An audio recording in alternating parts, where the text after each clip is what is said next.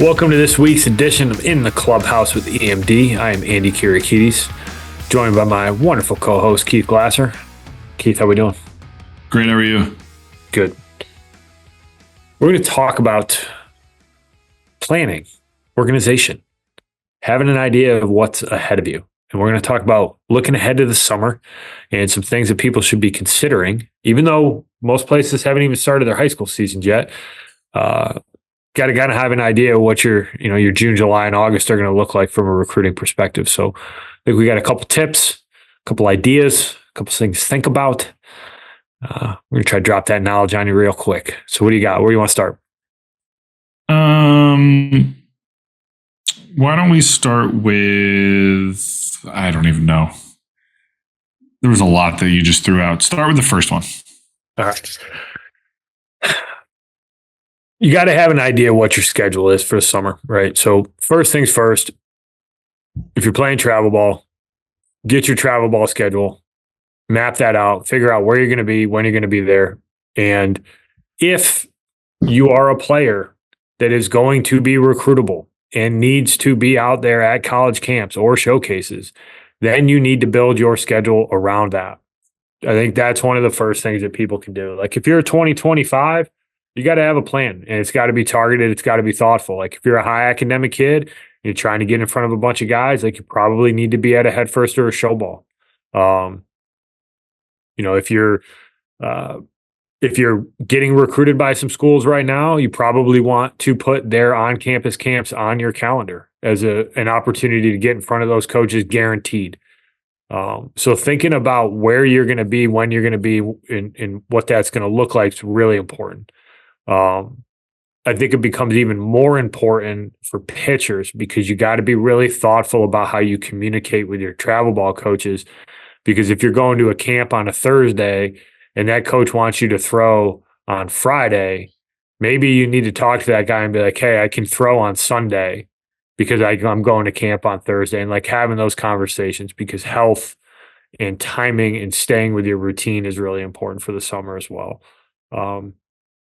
So I think starting to look ahead to what some of those exposure opportunities are going to be and being honest with yourself, right? Like we've talked about this a ton. Like if you're a 2027, not saying don't go to an on-campus camp, but if you're going to do it, try to be as educated and informed about it as you can, right? This isn't the summer to run around and try to go to perfect game showcases and do all kinds of crazy stuff. Like this is a summer to play a bunch of baseball, to enjoy what you're doing, to continue to try to get better, and learn about who you are and what you need to do in the future. So those are a couple things that pop into my head in terms of what people should be thinking about as they head into the summer here.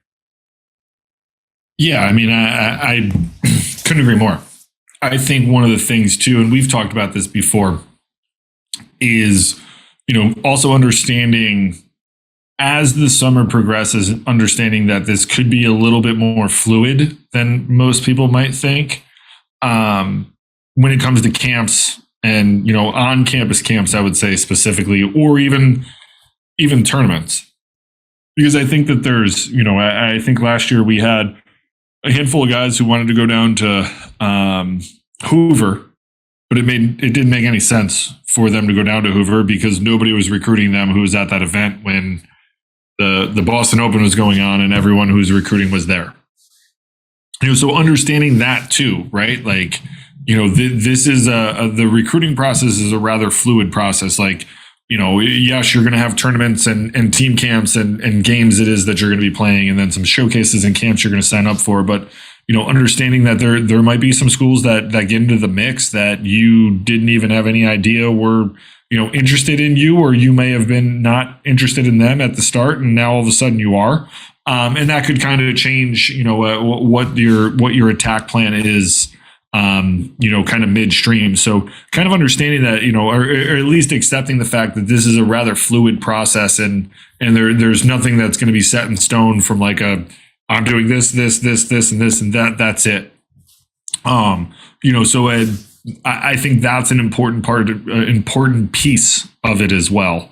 But other than that, I think you nailed it. Like, you're going to have games. You're going to want to Schedule some of your a showcase or two, depending on what age group you're in, for the summer. Maybe target some more camps in the fall from an on-campus standpoint of schools it is that you're interested in, or who may be recruiting you, versus spending a lot of money on camps on the front end. And conversely, if you're not a high academic kid, like the head versus show ball scene might not be for you, or shouldn't be for you, because they're staffed by high-end academic schools. So if you're not looking to go to those schools, there's no reason for you to go to those camps. And finding out where the coaches in schools it is that you want to be recruited by, and reaching out and asking like, hey, where are you going to be at? And go to an event or two that they're at there.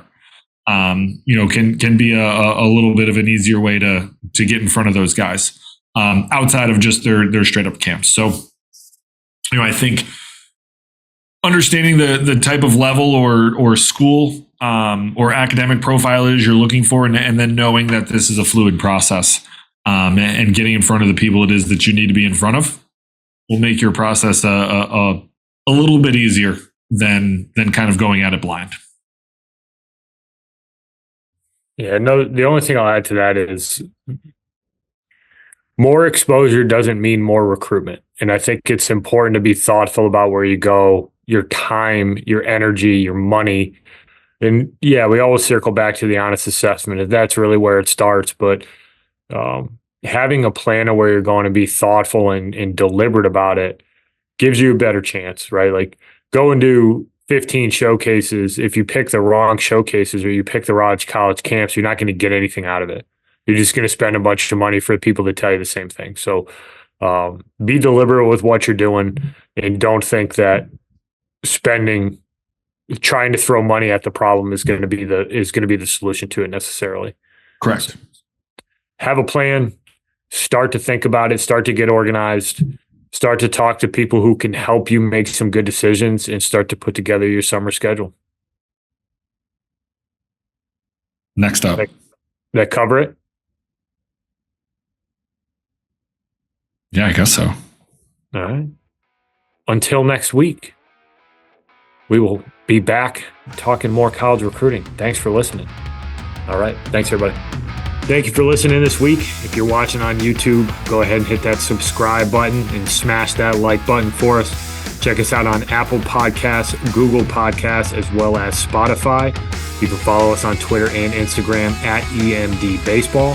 If you want to find out what me and Keith do to help families and players navigate the recruiting process, go ahead and check us out on emdbaseball.com.